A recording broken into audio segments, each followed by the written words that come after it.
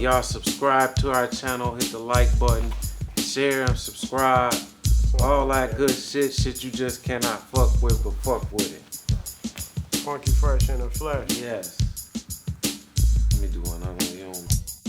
What up, though? This B-Boy Red. I'm DJ Buddy, y'all. And this Funky Fresh in the Flesh podcast. Yes, we back to attack with, man, our the cornerstone of Detroit hip hop, man, Detroit rap culture. DJ Duncan Hines, super producer. One of my biggest inspirations in the game. Man, it's a pleasure to have you here, man. Original Detroit wanted right here. Michigan's most wanted right here. DJ Duncan Hines right here. What up, though? Happy New Year, guys. Happy New Year. Happy New Year. Duncan Hines, man, for real. Hey, I appreciate that stellar intro, dog. It must be man, you just don't know. It ain't where you from, it's where you at. But man, Right. when I'm home, man, I always feel the love, man. So I appreciate y'all for making the effort to have me on tonight. Oh, no doubt, no doubt. It's Mr. What Up, though, right here. Man, it's a pleasure to have you, man, on the show, man. Talk about your history in the game, man. Coming up and building up the culture for us, with Detroit's Most Wanted, Motsi Ski and MC Lee, and producing Smiley, and just being like our Marley Marl here, coming Man, up. you know what? It's funny to say that, man, because I don't know. For most people, I don't know if they have an intention thinking that way, but back in the day, man, I just love creativity. I love being able to do what we do, DJ, scratch, provide beat. I was a pillar in terms of just wanting to keep people motivated, Right. And it happened to where, man, I got a chance to work with some of the most talented people, man. We know Detroit, man. I mean, even like with the new artists I've been peeping out, I said, man, we just growing, and niggas is blowing up too. Oh yeah. I wish our time was the time that they got now, because niggas is just blowing up overnight. Right. But man, I'll say to add to what you said though. I mean, man, I can go on, man. Working with different labels. I was signed to the Bryant Records, right? Bryant Records, we actually came as a group. I actually created this group called Dev Drive. And Dev Drive was me and Young Lee, and we was looking for another rapper, and we met Motsi. When we met Motsi, we felt Motsi was a perfect fit because Motsi was hella aggressive. He, not that Lee wasn't, but Lee was the type of dude that he would come up from the backside. He played his position, and that's where he wanted to be at, and it fit for him. Right. So Motsi came in like always, was off the chain, want to get some shit going. So we loved his energy, Right. So we created, Detroit's Most Wanted after that, because Dev Drive was a DJ. Like, I started a DJ coalition. I didn't even know it was a coalition, but I started a DJ coalition for DJs, and I had a few like Madison Folkson. I worked with him. Dion Suggs. I worked with him. A lot of DJs that was underground doing their thing. They wasn't really in the clubs yet, but it was just we were camaraderie together. Right. And then I spent off of it, started doing, out of doing the prima donna, I was spinning in the nightclubs. And after that part of my life, I went to California. I met JJ Fad. They were a group that was blowing up, and nobody heard of them. So I brought this record called Supersonic, and they had color vinyl. And I broke that record. I didn't even know what breaking records was back then because it wasn't solidified as breaking records, Right. So when I spent that Supersonic, Supersonic, niggas were going crazy in the club. Studio 54, and George, George, I don't know if he's still living or not, but he owned Studio 54, and he changed Prima Donna, and Prima Donna was a progressive club. All the big name art DJs like Jeff Mills, the Wizard, Stacey Hale, big name mixers was progressing. They was mixing, and it was like George didn't want no DJ in there doing hip hop and scratching. So at this time, I think he kind of let me spread my wings a little bit, and I would get it in there. And Reckless Ron Cook, me and him, we used to be side by side. Okay. And from that era, that's when I got really more into working with the group. We had opportunities to go out and tour. We opened up a lot of the acts throughout the whole Southeast. I hope I don't jump in the gun, but I had a label that we started. My brother and I, we started called J&J Records with Rock. Yeah. Rock was a street nigga from Detroit, a millionaire. Shout out to Basine, his brother. We got together. Rock didn't really want me in the streets.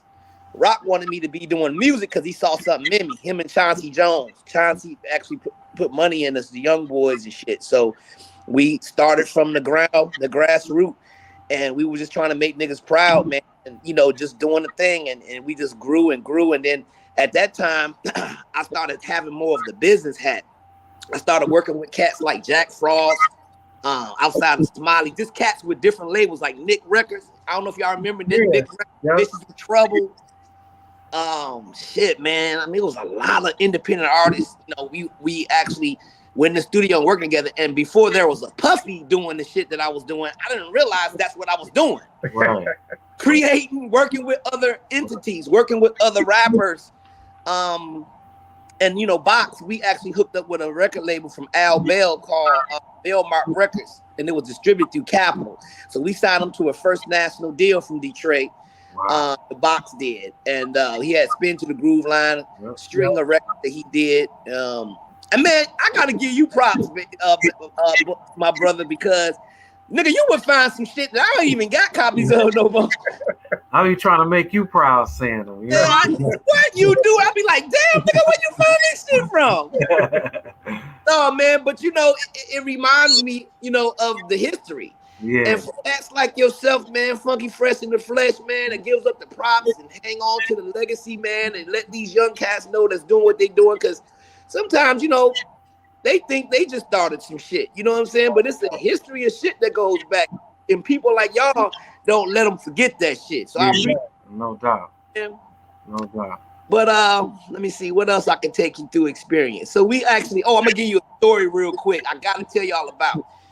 So independent. We was independent on Bryant Records. Joe Bryant, the label that had Smiley, he had Eddie D, he had some other rappers. But we was like the main group. For some reason, we took off.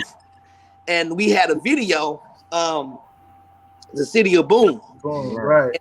On the jukebox. It was a video network that was based out of Florida. They said Luke Skywalker had owned it or owned some shares in it. I don't know if y'all remember that, right? Yeah, I remember it. Yep. So the jukebox, if your shit got on the jukebox, that was how we were able to break records in our era, And when the jukebox would play the record, man, motherfuckers, you had to call it in and pay like $1.99 to see the video. But man, every time I used to turn on the TV, I used to see the video. I'm like, God damn, this motherfucker stay on. It was just always coming on. So we had some offers, and Joel wanted to stay independent, And I'm gonna be honest with y'all, man. I had no idea on the business level where we were at, because we just love making music and love being out there and doing shows and getting paid. We was in the streets. We was getting money in the streets. We used rap as a way just to get out and try to blow up and have a career in music. We didn't even know where the shit was gonna take us. We were just doing it just to try to stay, relevant and stay in the streets because we loved it. Right. Man, Joe was making money, and we started making show money, and we had a situation where Ice Cube had a tour, and he had Dub C in the Mad Circle underneath him. It was all Cube groups that he had. Right. And we opened up, but on Billboard, we were hotter than the group right underneath Cube, which is Dub C in the Mad Circle. Damn. So I told Reg and him, I said, man, fuck that. We ain't opening up. We hotter than them motherfuckers, nigga. We gon' motherfucking hold out. Let them niggas know that, nigga, we higher than them on Billboard, and we gonna open up before Q. Man, Q came to our dressing room, nigga, with a contract. Was like, look, on my tour, everybody that's underneath me, I don't give a fuck. I hear what you saying. I know what you saying. Technically, you are right. But we have an agreement where everybody is on our tour comes after us. It's our show. Right. And if you're going to perform, y'all got to open up. Dog, I didn't even realize that it wasn't based on popularity. It was all the people choice. It was based off of the business. Right. I said, I really got to get into the business to understand really what's going on. This ain't just showing up to get down. Right. And because we hotter than them, that we can be, technically that was right. But we didn't have no stake in it because Q was a millionaire. Q bought out the tour. It was his shit. So they bust our bubble. We had to open up. We was like, I think at the time, like 42 with a bullet. And Dub C the Mad Circle was in the 60s. Wow. So, you know, we was like, damn, you know what I'm saying? We really had to go to school and learn what was going on with the music business, because at this time I started walking around with a briefcase and shit because I was the one that was always on top of the business. And that's kind of like how that transpired. That's why if you look at the videos, you say, why don't Duck walking around with a goddamn Gucci briefcase? Right. But that was my mentality because I got shut down. And if you don't know the business, you know, fellas, you ain't doing shit. You don't know the business. Right. You know, you looking pretty, but you ain't motherfucking making no money. It don't make sense. Right. So to this day, unfortunately, man, we have been asked to do a lot of shit for the homage and for the merit of what we created. And cats will call us and be like, yo, nigga, we'll put y'all in the hotel room. Just come down. They making money off shit. And I'll be like, nope, can't do it, dog. I got a family. I run a business. If a nigga ain't trying to put a few dollars in our pocket and the plane ticket, I can't do it. So a lot of times that's why you see the group showing up without me, because, dog, you know, everybody else making money. We got to at least cover our shit. It's no way I can fucking go in my own pocket. You agree, right? Oh yeah, I agree. That like I got love for my city, nigga. I got love for everything, but how can I go explain to my kids, you know, oh, I got to take care of this, but I'm going to use this money and go down there just so I can shine. You know, that shit don't make sense, man. So, right. You know, but outside of that, fellas, let me see what else happened. Let me ask you this. I want to backtrack. Okay. I know you said it was y'all added Motsi Ski to the group. How did y'all even meet? Like, what was the environment like when y'all met, and where did y'all meet? So, Reg was like, let me tell you some real shit. The shit that you hear Motsi say in them records, Motsi was doing that shit. Motsi was a pimp. Motsi used to pimp women and pimp hoes and shit. That nigga was a real pimp, man. He believed you know, that. We gotta say allegedly nowadays, right? Like we can say it, but we gotta say allegedly. Okay, allegedly that nigga. Well, you know his dad was a real player. Okay. So niggas know the real. Red's dad was a real player.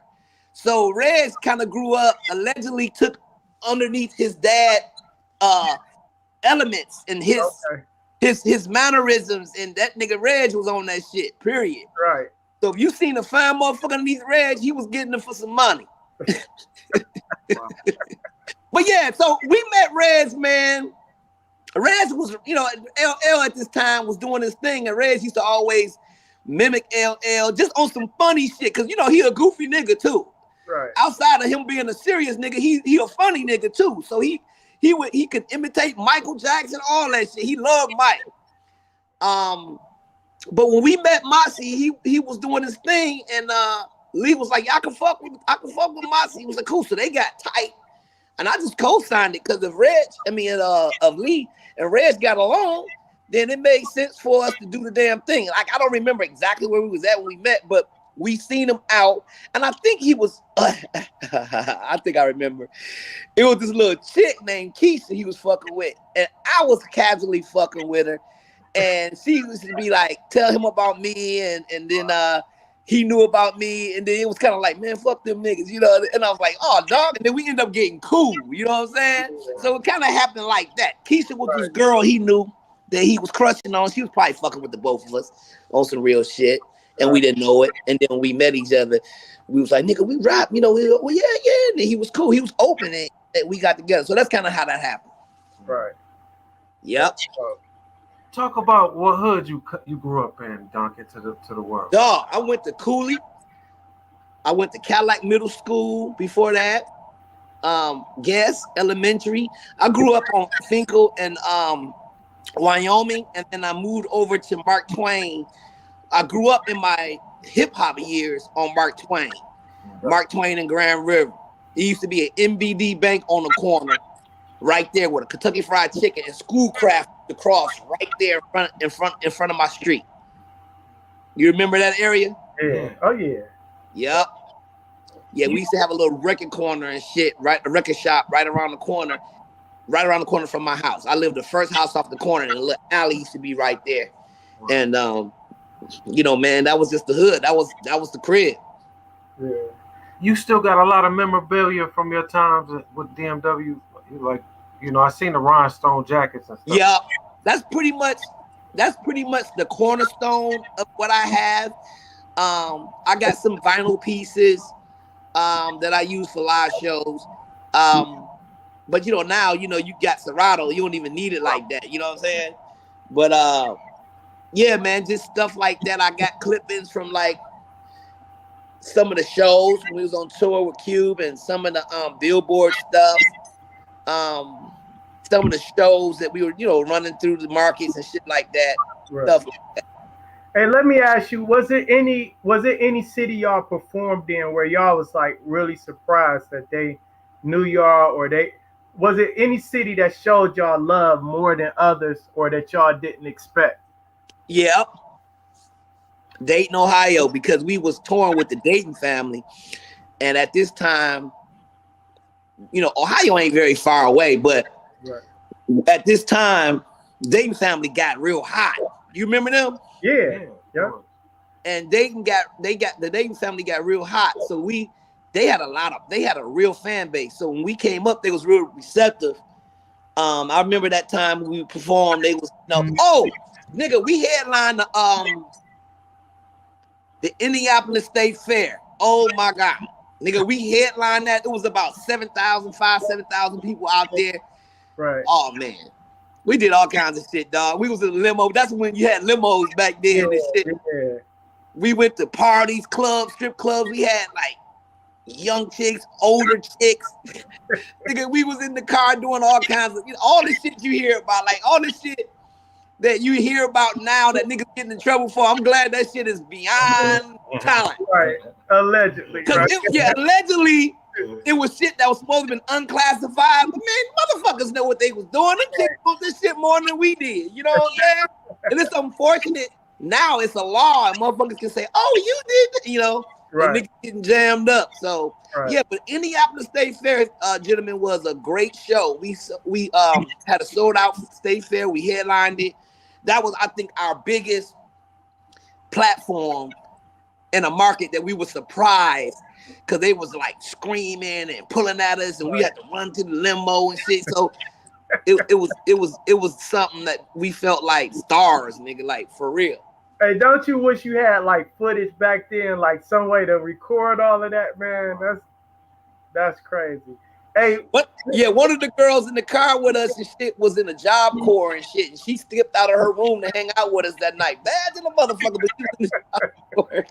Never forget that shit. But yeah, you're right, man. A lot of that footage, I mean, you know, back then, man, you know, camcorders and shit like that we had, but you know, over a period of time, media changed and shit. You know what I'm saying? So if you ain't getting that shit switched over to the new media, you know, the new media, it would die. It would just, you'll never see it again, you know? Right. Get flooded in the basement, all type of shit. Yeah. Let me ask you this too. Going back, like, who came up with the name Detroit's Most Wanted? I think you know what, you know, me and Rez used to fight over that shit. I keep up the name with that shit, nigga. But you know, he was real creative with shit like that. So I mean, I would just say successfully, I would say we all agreed. You know what I'm saying? Because I don't think it was like one person came up with it. You know, when you're talking about most wanted, it can go any kind of way. I think niggas was like, no, let's just make it most wanted. Oh, we gotta be from Detroit. We gotta be Detroit's most wanted. I can hear Red saying that shit. So I would say mainly, I think a lot of it came from him because he liked to get the last say so over a lot of shit. So we would bump heads a little bit. Lee was just kind of cool, whatever. You know what I'm saying? But you know, but I'll just say we all kind of agreed to the shit. You know? Y'all the essence of here, man. Yeah. Huh? Y'all the essence of Detroit, for real. Like, man, damn, that's what's up, man. City of Boom. We, you know, I had to trademark that like 2 years ago, and you know, we were gonna go clothing line, but man, I never done it. I know I seen some people putting it on some sweatshirts, but you know, man, it's Detroit, man. I want everybody to eat. If this is a situation they can make some sense out of it, man, shit, everybody do what they do, keep the shit going, you know? Right. And yep. Duncan, talk about the times y'all opening up for Run DMC, you know, things like that, you know? Yeah, I think that was wasn't that at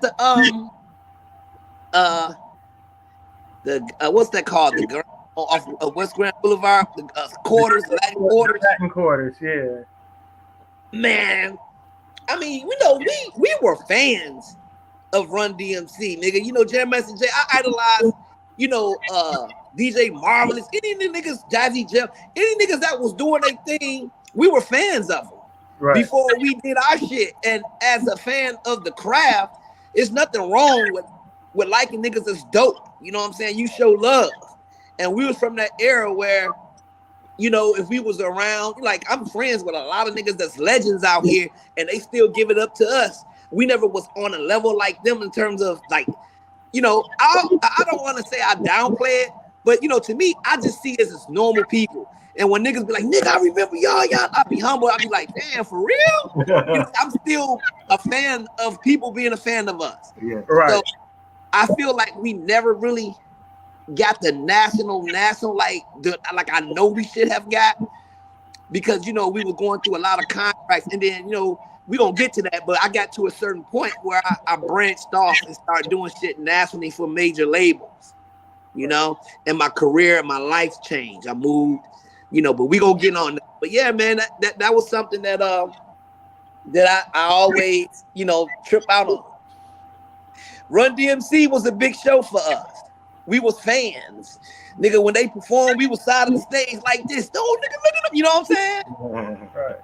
That's how that shit was for us. Yeah. That's dope.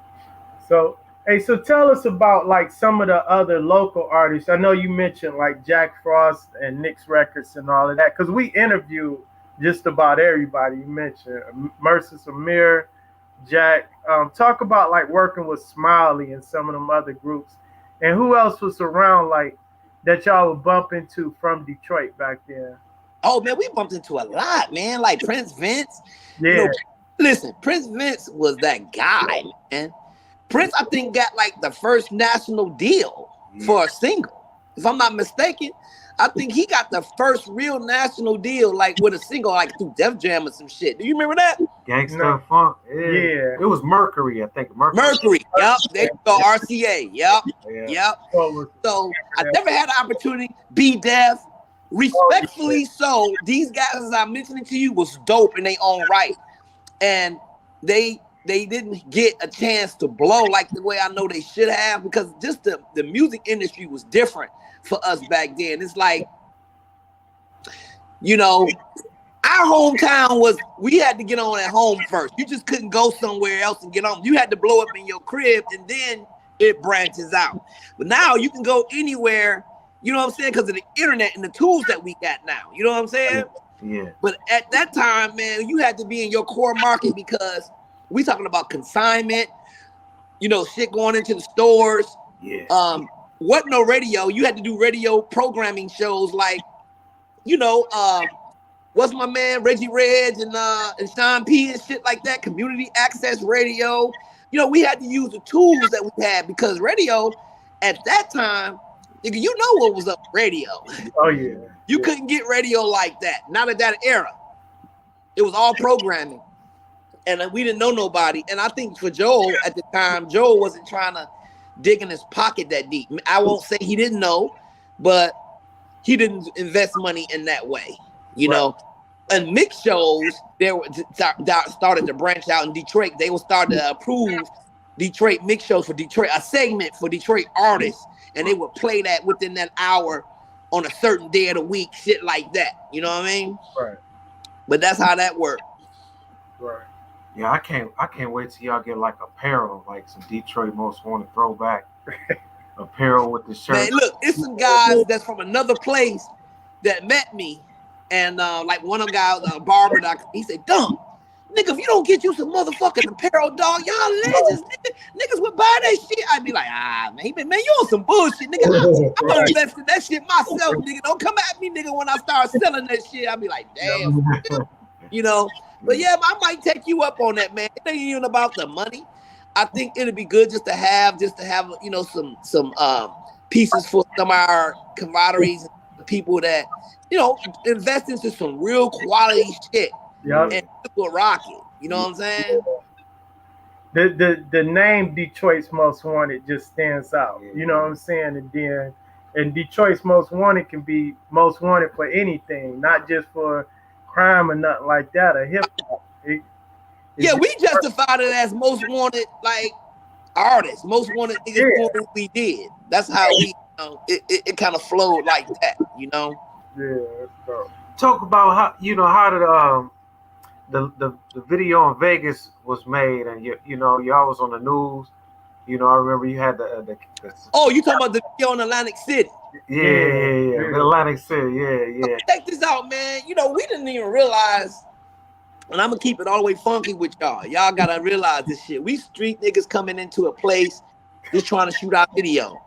Nigga, we didn't get shit cleared. We went straight up in that motherfucking Detroit, nigga. Watch out, we doing this shit in front of the fucking the Trump Taj Mahal, nigga. We bought these gambling trinkets for thousands of dollars. So we was playing and gambling all day, and then when it was time for us to shoot, we would leave the hotel. So the bellsmen, we had all them niggas on payroll. We gave them niggas big money to not say nothing. You know, didn't nobody cease or desist. Didn't nobody do nothing, nigga. We shot our video in Atlantic City like we were straight permits. We sat in front of the waterfall, right in front of Trump Taj Mahal. We went in the hotel. We shot all in there. You know, man, motherfuckers will come throw you out over that shit. Right. Especially with cameras and shit. Yeah, it's hard. You know that shit, dog. Excuse me, sir. Excuse me. You know, they'll escort your ass out like a motherfucker. But nigga, we put niggas on payroll, grease they palm. They was watching out. And that's why if you look at like that part of the video when Reg was like, you know, talking and shit at the end, and you see girls walking by like, oh shit, you know, just motherfuckers. That wasn't extras. That was just people loving the situation for what it was. They was catching it live. Wow. Niggas had on minks and jury and Rolex. We, you know, gator shoes. Niggas wasn't doing that shit back then. Tell them the year, Duncan, when y'all did that. 89 to 92. 80. What you say? 89 to 92. 89 to 92. Think about that shit, man. What the fuck was going on? I was just fucking in fucking tennis shoes and diapers and shit. Right. Wow. Damn, that's crazy, man. Wow. Man, Yeah. talk about your journey with working with MC Hammer. Oh man, it was crazy because I had these kids called HBI from Detroit, and we still cool with them now. They grown up niggas was little boys, but this time they was hot. And this guy was working with out of Detroit named Mike Lee. He was managing them, and he wanted to manage us. But I like Mike because Mike was a hustler. Mike he knew how to sell ice to an Eskimo. You know how hard that shit is? Right. Mike just had a gift for gab. So I went to the guys and I was like, man, I really like Mike. I think Mike can do a lot for us. And woo. So, you know, Reg would sometimes be like, I don't trust that nigga. Blah, blah, blah, blah, blah. So he manages but didn't manages. Because Reg would be on some like he can manage us, but then when it's convenient. Then when, you know, I'm like, man, we can't do that shit. You know, that ain't cool. If we ain't fucking with the nigga, let's tell him we ain't fucking with him. Don't make the nigga think I'm not, because you know technically we didn't sign nothing at the time. Right. And Mike used to be like, man, y'all niggas got to put something right, because man, you know Motsi be on some shit where Motsi would tell certain people that want to fuck with him, nah, he don't manage us. So it would get back to Mike. So anyway, let me see. I don't want to lose chain of thought. What we talking about? The MC Hammer. How you linked up with MC Hammer? So after that, the group, Mike took a tape out there to try to get on. This is back cassettes and shit. And he took a tape out there trying to get the guys on, and they had a showcase. And you know, Mike kept trying to sell me a part of the package, but Hammer, he wouldn't budge on it. He just wanted the group, so he could put the group on to his producers, which was the whole nine. So One thing I give about Mike wouldn't let up. Mike was like, nigga, I'm gonna get you, nigga. Cause all of them, they was out in Cali. I wasn't. I was still in Detroit. Right. And he kept trying to sell the shit. So they had a showcase for HBI one night, and they did good. But Mike, as an executive, he was ahead of the curve. He knew how to keep Trump in the hole. What that is, he had a record that we did. I forgot the name of it, but I played live drums on that shit, right? So Mike went in there after Hammer never made a decision. They did the showcase. You know, Mike wanted to seal the motherfucking deal. So Mike put the music on the loudspeaker. Everybody at the dinner table, shit was all black tie fair and shit. And when he played that song, they had the mics and they went into their shit. They go boom, and it was a song that Hammer never heard before, and it was bumping. That nigga was like, "Who the fuck is that?" They was like, "That's the HBI. They doing a bonus record, nigga. You ain't never heard that shit hot." First thing that nigga wanted to do, who the fuck did that track? Who did that song? I gotta have it. Guess who had the mask? That nigga Mike called me, "Hey man, they want to fly you out here, nigga. They want to do the deal. You know, they want to negotiate." So he didn't promise that he was gonna sign. He just was trying to negotiate the record. Got to Cali. I was like, "Look, yeah, hey, the only way you can have this record, you know, like I got a daughter, I got a family. You know, this is what I do. I ain't trying to sell a track, so I gotta produce the guys, and I kind of strong arm the situation." And at the time, Hammer had some Detroit guys working for him in his management team. Lewis, his brother, owned Busted Management, and Hammer had rolled with it. And it was two different companies. So Hammer called himself bridging away from Lewis, because Lewis was shrewd and all that shit with British Knights and Capital and all that. And Lewis used to talk to people just fucking crazy. Like, nigga, this is what we doing. Millions or sign this, and this. You know, he was just hardcore. And it was good to be that way. But Hammer felt like he was busting a lot of those white people balls. Right. He wanted to try to eliminate that shit because he felt Lewis was fucking up the money. So he branched away and started to roll with it. And then when I came into the fold, I just kept working with Hammer like, yo, the only way I can sign anything if my brother can come with me. My brother had did some hustling shit in Atlanta, fucking with some dudes, and that nigga was in jail, and he couldn't come at the time. So I had to wait on that nigga. We had to get him out. Got into it with some chick because she was, you know how that relationship shit just Right. It was a bad time for his ass. So finally, we stalled that shit out long enough to where that nigga can come and sign the contract so he can get his plane ticket. And back then, they was printing them. Remember when you had to print the plane Right. ticket out? Yeah. They had to send that shit. So we did the deal, flew out to Cali, and we were staff producers. And it was another production team on the other side, which was the whole nine. It all Hammer shit. But Hammer really didn't sign us. Craig, who was Hammer's partner, he was his big money man. He was a hard money lender. He was a guy that grew up with Hammer in the military. And Craig fell in love with Nick. And Craig was like, "Man, fuck that. I'm going to sign y'all. Y'all going to be my production team. And the whole nine going to be Hammer's production." So we technically never really was Hammer's production. We were signed to Craig Brooks, but Craig Brooks was Hammer's money man. So he had to listen to Craig because Craig controlled a lot of the facilities and shit because Hammer was just the artist. He wasn't the business behind his whole shit. Right. And we met Dion, I met Ken Griffey Jr., I met Dan Marino, I met Jerry Rice. Nigga, I met Jerome Bettis from Detroit. Nigga, we locked the load. Nigga, what's up? What I'm doing? All that shit. Beautiful times, man. And we signed a production deal through Hammer's company, and Craig was the one that they fucking with Michael Irvin again. He under investigation. Damn. Fucking with Michael Irvin. So anyway, yeah, man, we did that shit, and we came in and we did business with Hammer, and we got an opportunity to do songs, and we were, they was like, you got to produce so many songs every week and turn it in order to get a check. Again, here goes some more business shit I didn't realize. Right. So the money that we were getting, we thought it was money being earned. Checks. The company was paying out to us. Nigga, those monies that we were getting were advances against whatever record that we put out. So we put 100 out, they gotta get 100 off the top before we can even see any money. Wow. We didn't even realize that shit until the fucking album was about to come out. We did several tracks. It was like 7 tracks we did, and then Hammer had like a cheering squad with niggas that would just wait. Hold on. I need to go back because this is part educational too for our audience. So y'all was hired on as a production crew, and y'all was getting paid weekly, but y'all had to produce so many tracks per week in order to get paid. Yep. It wasn't a salary y'all was getting. That was actually in advance. Yep. Oh man. Okay. You see what I'm saying? So y'all was basically living off of y'all advance. Living off our advance until some shit pop off. Right. I created a group called the Disc Diggers. I took a lead from Detroit's Most Wanted because Hammer didn't want to fuck with Detroit's Most Wanted. He thought it was too hard. He didn't want to fuck with no street shit. Right. Well, that's what he said. But I brought Jack Frost out to California, and he loved Jack. Wow. Hey, you want to know what's funny?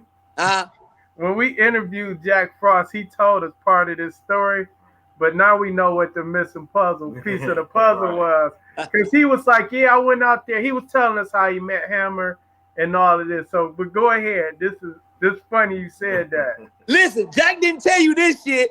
I think the reason why Hammer didn't sign Jack, because Jack was so fucking hard, Detroit style shit. Jack took Hammer hat off his fucking head and threw it in his motherfucking face while he was rapping, and that intimidated Hammer. Wow. Damn. And you know, Jack was like, what you doing going off? And when he said flip, and some spit flew off his mouth and landed right on Hammer's bottom lip. And he said, damn. We laugh about that shit to this day, man. It was funny. Jack didn't know it, but we saw it. You know what I'm saying? We said, Jack, nigga, you saw what you did, nigga. You was mad as hell, nigga. Right. Jack, the fuck that shit, nigga. We gonna get signed. But Hammer never said he wasn't gonna sign Jack. I just think that when Jack touched him, you know, some niggas ain't feeling that. You know what I'm saying? Yeah. So I think that he wrote a check to back his tank ticket to go back home. Wow. So what album was that you landed production on with Hammer? Oh, the Funky Headhunter. We did the title track, Funky Headhunter. Okay. Yeah, I remember that. Yeah, we was doing some shit on Pumps and the Bumps. We did remixes on that. We did some shit that went to an international album. It's crazy, man, because that album went platinum and the single went platinum. But Hammer did a deal with Cassandra Mills, that Stephanie Mills' sister. Wow. And she was executive. You can look her up. And at the time, she did a deal. She was a CEO of what's the name of that fucking Giant Records. Okay. Through Warner Brothers. And between me and you, how you say it, classified? I think Hammer was fucking Cassandra.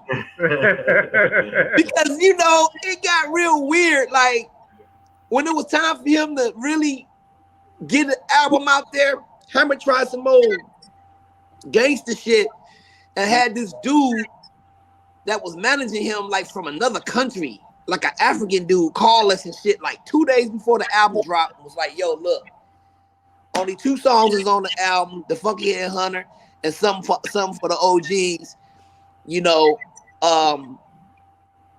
But in order for the song to make the album, y'all gotta sign the split sheet and sign off on the buyout agreement. You're like, the buyout agreement? What the fuck is that? You know, when you get a title track of the album, the going rate was the going rate. The going rate at the time for the producers was like $25,000. So he was supposed to break that off. 2 tracks, that's $50,000. Man, that nigga was like, the buyout agreement was like $5,000 a piece for them songs. And if you don't sign the agreement, the songs ain't going on the album. That was game. We didn't realize that if we just said, fuck it then, nigga, don't put him on the motherfucker, nigga, because we know our work. Who knows? He might have put it off. He might not have put it off. Right. But it's a chance we had to take. But like, nigga, we did all this work on this damn record, man. Everybody know we out here in Cali, nigga. Plus, we got bills to pay, man. Fuck it. Let's just sign this shit.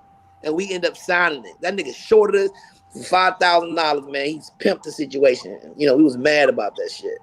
Damn. Dirty, ain't it? Yes, it is, man. Yep.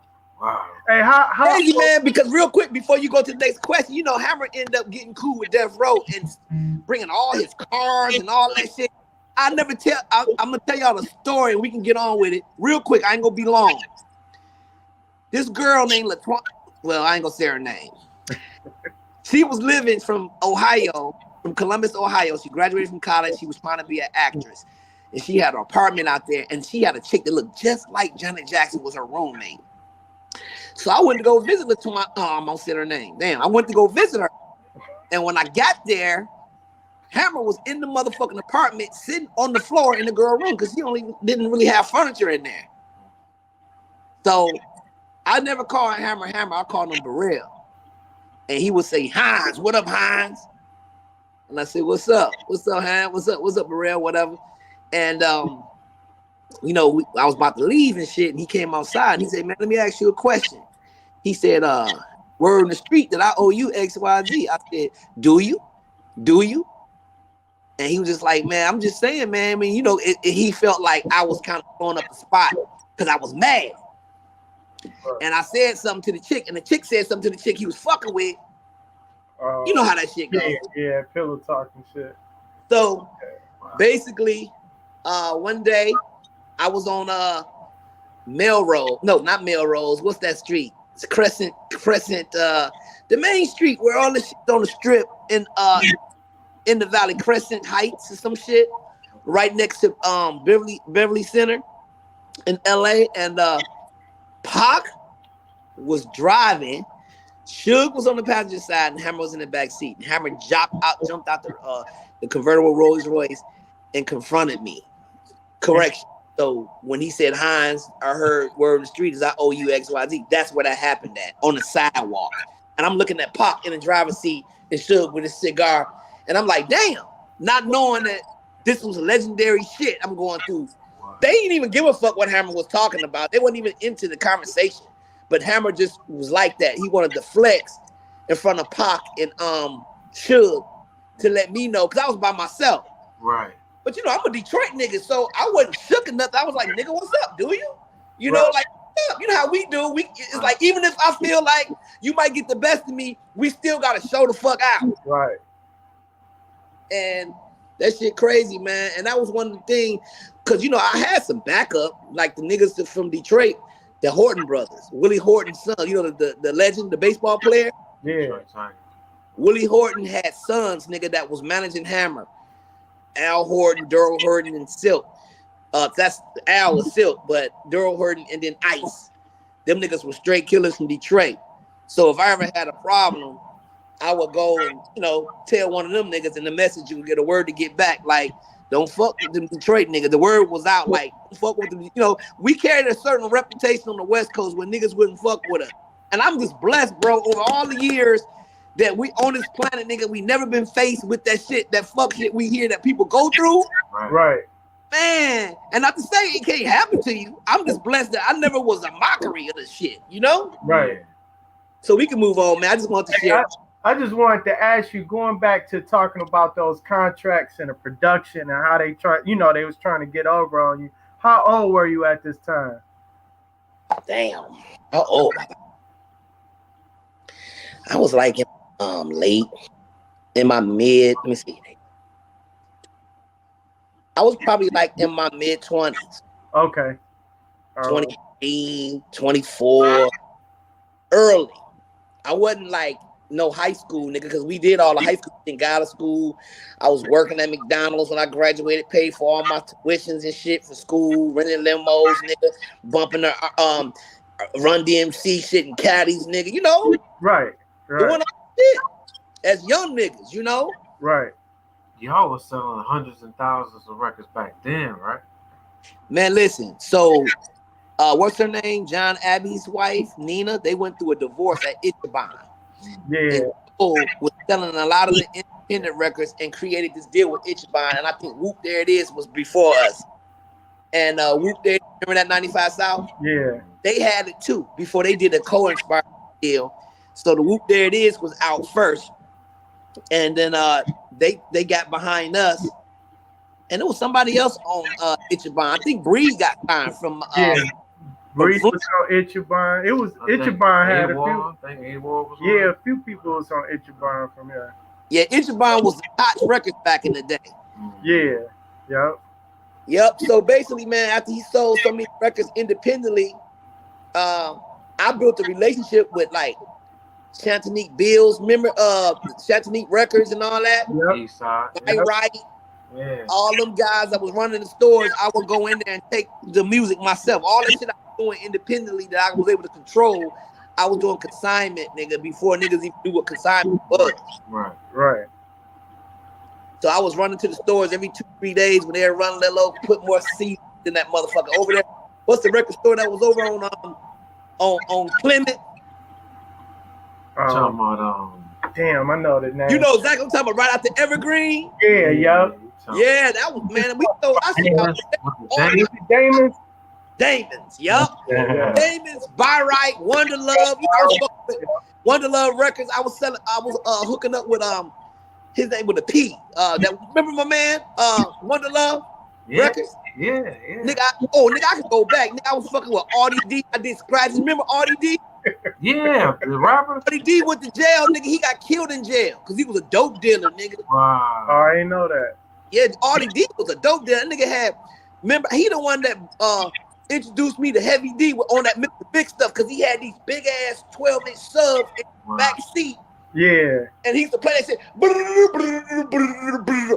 and that bumping in his shit. I said, be riding through y'all. I'm with him looking at him like this little fat head, round head nigga, you know, but he had money, fat ass chain, ring, dope dealer. He used to have his meme or have a dive with the dive or the campaign hat tilt to the side. Yeah.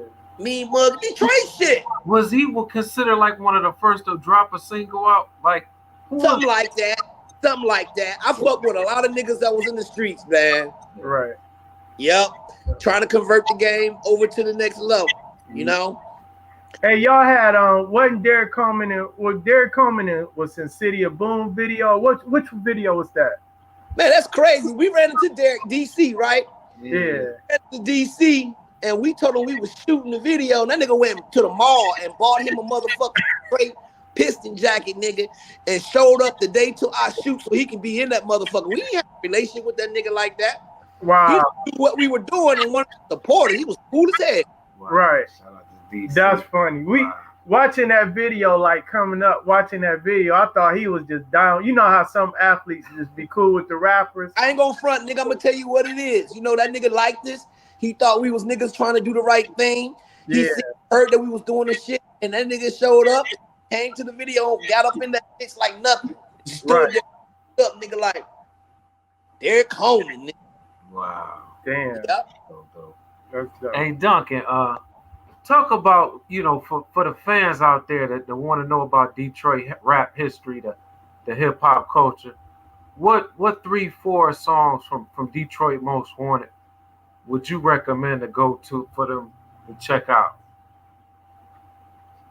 Our later shit when we was a group, cause you know Motsi carried the torch, and you know, much love to my nigga for doing that, cause he did what he was supposed to do. But you know, the record never was the same. It's like we all had magic when we were together. You know what I'm saying? And those records, I would say, City of Boom, Put the Sucker to Sleep,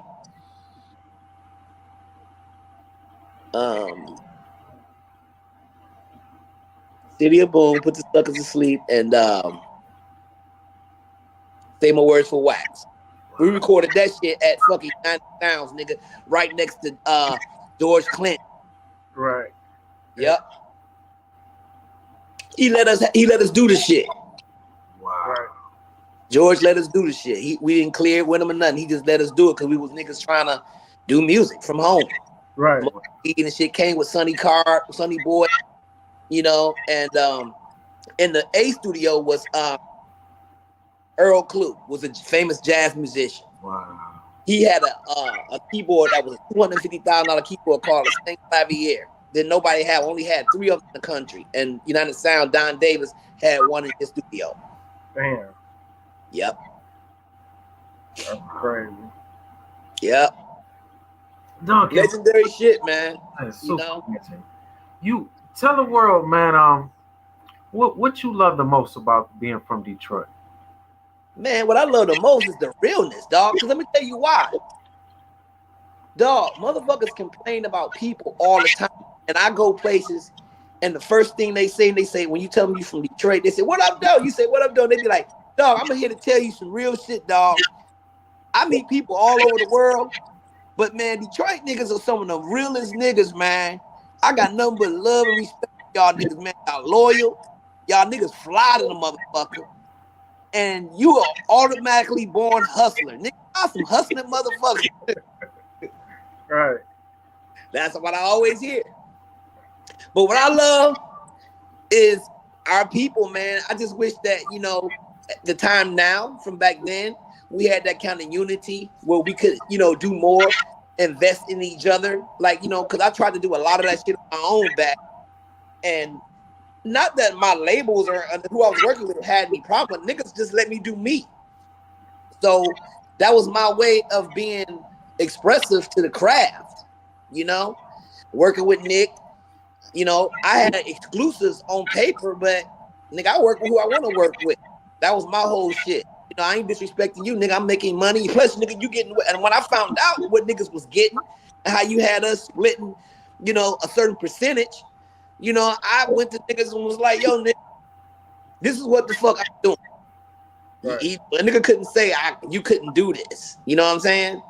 But yeah, man, that was the whole thing. Respectfully laying down a foundation and, you know, and doing what I did because I loved it. And genuine people knew that whether or not what they had going on, they might have had some slick shit going, but, you know, they allowed me to do what I did because, you know, I was making the money.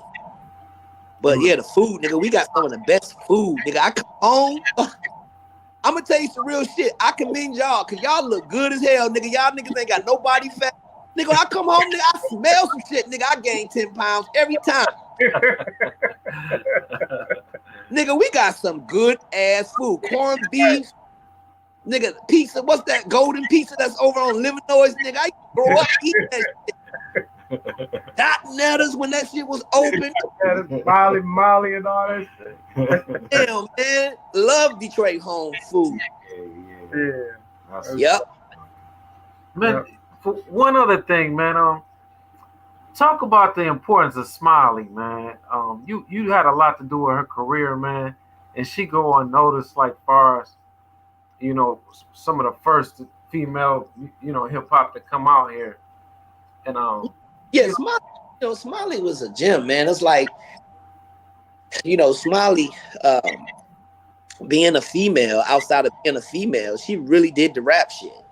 Like, we would get together, like, our magic was untouched, unmatched. It was like, when we got together, we could be anywhere and put together shit. I'll invest in her, she invested in me at the time, and we would get together, and we would just knock shit out, man. And she was signed to Bryant Records. I think one time she had Dave Bishop managing her, and Dave did a lot with her branding. Dave was a guru with fashion and shit. Dave a hustler. Another Detroit hustler nigga. You know, we bumped heads early in my career through some misunderstanding shit, but we had a lot of mutual respect for each other.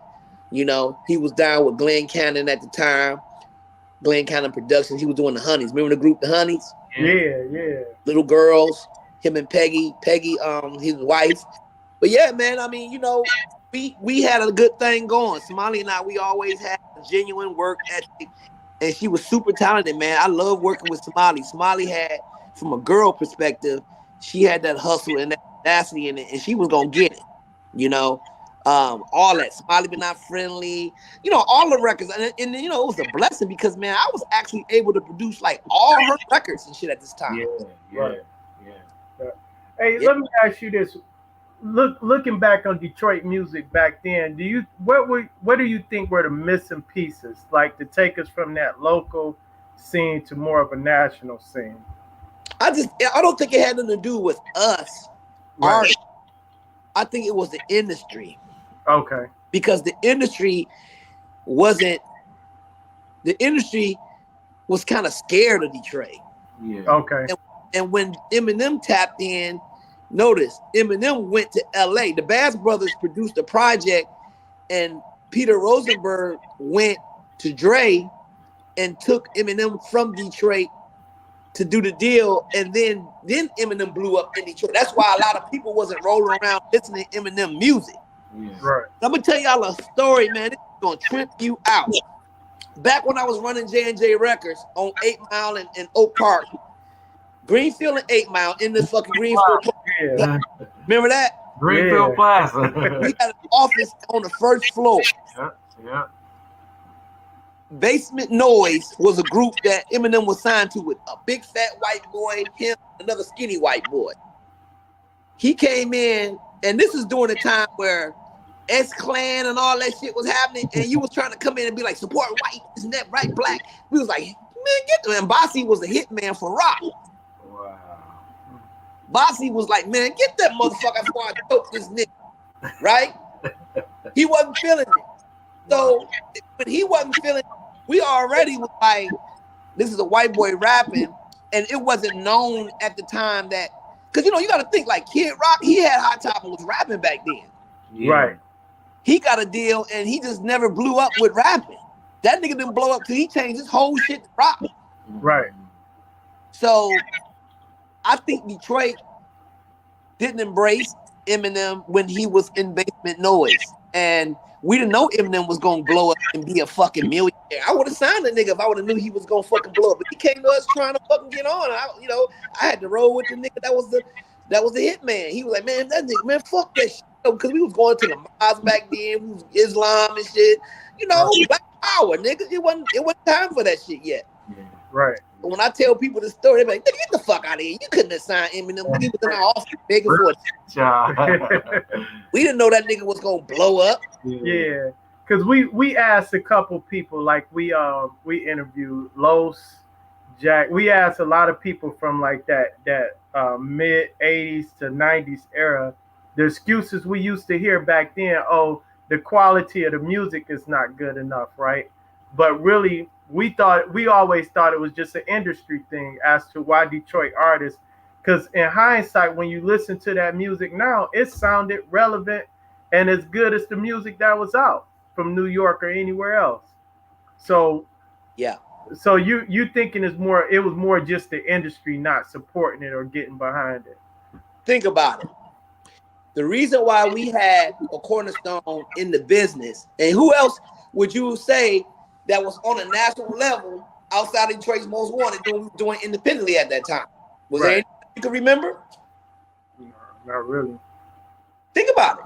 You know the climate here changed when guys moved out of here. You know what I'm saying? Yeah. It's like you can feel it when y'all moved and the education and the demonstration wasn't visibly in front of these people understanding consignments, because you were so ahead of your time, man.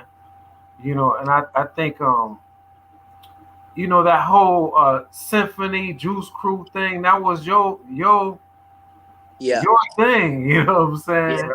Man, listen, to add to what you're saying, bro, and from my perspective, I commend you for even going there to ask that. But that had a lot to do with it, because, and then also, we were surrounding a lot of street niggas. They was dying, bro, from the game.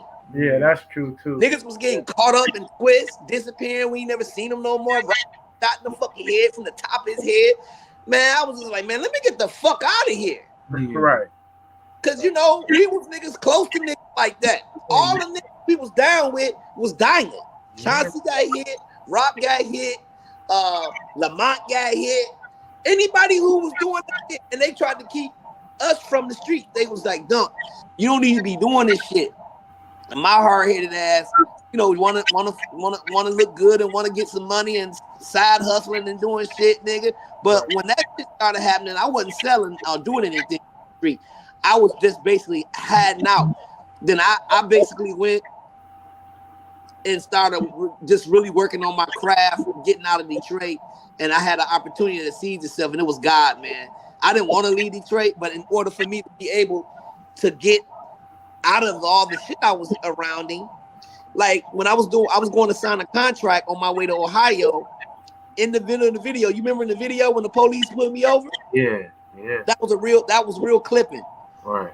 Wow. I was on my way down there to Cincinnati to sign a contract, and niggas sent the deposit, but I wanted to put my eyes on it because I didn't know how the game worked like that. So I was like, nigga, hold on, I'm gonna come down there, and get the deposit, sign the contract, see everything you got going on, so I can feel, touch, and smell the motherfucker, right? Right. Nigga, I'm on the phone like I'm talking to y'all now. My phone was tapped. So I'm like, yo, so when I get there, you gonna have everything, right? You gonna this and that. And I'm talking like that, but in slang. The fans listen to that shit like, yeah, he on his way to make a deal. And they set up a whole motherfucking thing. Nigga, as soon as I got to Toledo about to cross the state line, it was a nigga that passed my car like this. Got in front of me. And said, and got out the car and started running down the freeway with his gun in there and his bags like this in his head. I'm like, what the fuck? Hit the brake like, nigga, I looked to the left, new cameras and helicopters, police everywhere. And I looked behind me, it was police. They had a whole thing. Search my car, nigga. We was smoking big ass blunts in the ashtray and shit. So I'm thinking we about to go to jail for that. They was looking for that thing. We ain't have no shit like that on us. Right. And after they realized that we didn't have nothing and they fucked up, the main detective came back. He said he had a trench coat on. He said, this is what we're going to do. Everything that happened will disappear. All you need to do is sign this affidavit. You'll be free to go all the way where you're going. Even if you're speeding, whatever, no one is going to stop you. Just know that you'll be free and clear. All you got to do is just sign this waiver. My manager, Brian Major, at the time was like, did you sign it?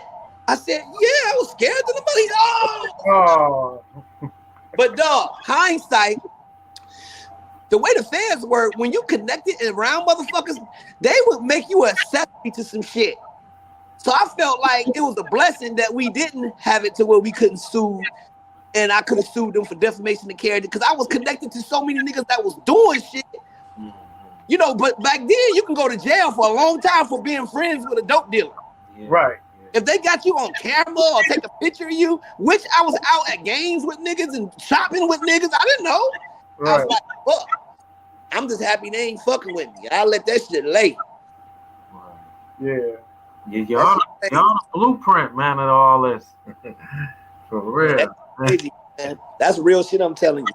It's good to see y'all all still here alive, able to can write a book or, make a movie one day. I hope to see that, Yeah. I know, bro. Hey, my brother was just talking about it the other day. He was saying we should make a memoir about us and just us doing what we do. But with the whole thing, maybe I can incorporate shit or whatever. I don't know. I really got to think about that to see how I can make some sense. And I actually became a publisher like 10 years after that Detroit's Most Wanted thing to write a book about our life and our history of what happened. So at the time, I was concerned about the statutory of things that was happening. Because, again, we're talking about people that were associated with certain people. It was going to jail for a long time. They was living, they was getting killed. I just had to figure out how I can talk about it. I've mentioned names. Right. So, but yeah, man, I mean, y'all my guys. I just wanted to share some of the history, man. It wasn't all sweet like niggas probably thought. Niggas wasn't like that. Oh, man. I ain't got nothing to prove, man. They gotta know it was like Michael Powell, you know what I'm saying, Jay Dilla, the Nick Speeds, the Apollo Browns, you the beginning of the hip hop, Right. We had to showcase that, you know what I'm saying?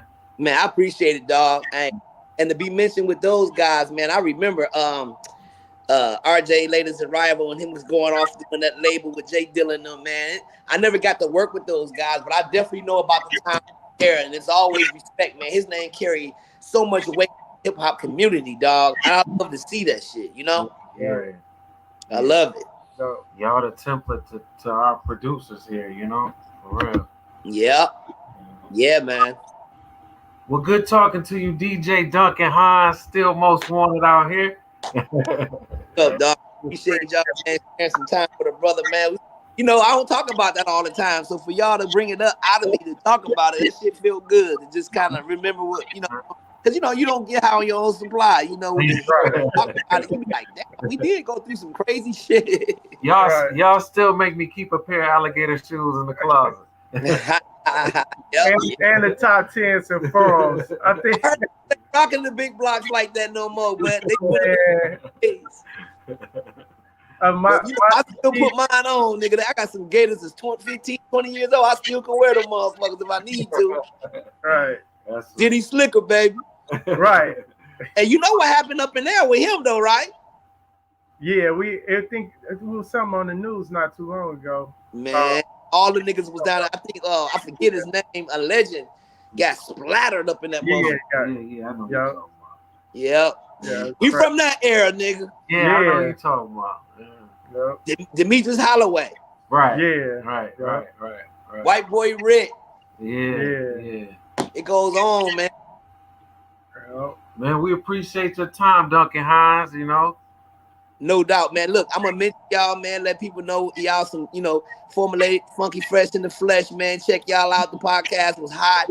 You know, let people know, man. Detroit, y'all survive. Y'all keep this shit rolling, man. Y'all for the craft, man. And I support y'all, man, on all the social media. Anytime I see it, nigga, I'm liking them, commenting. You know, this is big for me, man. Y'all, I love y'all, man.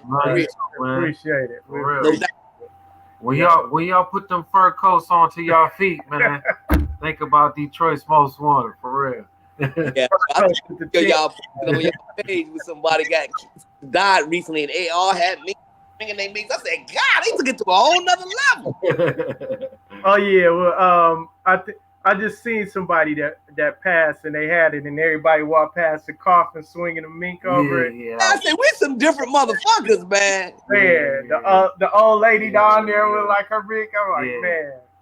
Everybody swinging their minks, baby. Yep. $400,000 worth of mink coats out there. Yep. Only in the D, dog. Only in the D. That's dope. Man, thank you, Duncan Hines. Man, any last words for you know, before you go out? Man, you know, I will say this, you know, I speak with Lee a lot. Lee, you know, Motsi, you know, I don't know if Motsi still raps. They always talk about trying to get together and do something. But man, just keep your eyes open. It ain't over, man. Niggas might come together and do a record just for old time sakes, man. I know they still got it in them, but you know, the game has changed so much.